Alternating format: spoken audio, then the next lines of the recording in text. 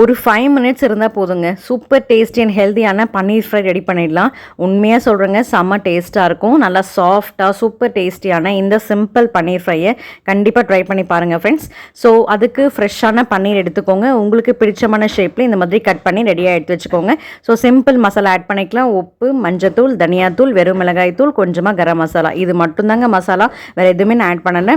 So ஒரு கிண்ணத்தில் transfer பண்ணிவிட்டு திக் பேஸ்ட்டாக வந்து ரெடி பண்ணணும். அதனால் கொஞ்சம் கொஞ்சமாக தண்ணி ஆட் பண்ணி மசாலாவை திக் பேஸ்ட்டாக வந்து ரெடியாக எடுத்து வச்சுக்கோங்க.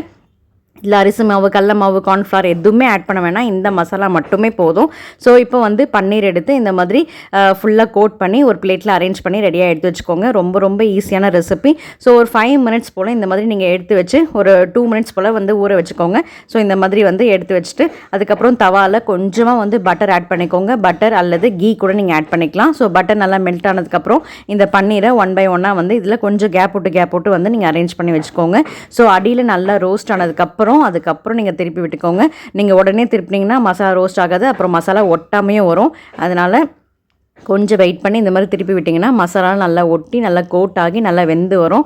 ஸோ அவ்வளோதான் ஃப்ரெண்ட்ஸ். ஸோ நம்ம பிளேட்டில் ட்ரான்ஸ்ஃபர் பண்ணிக்கலாம்.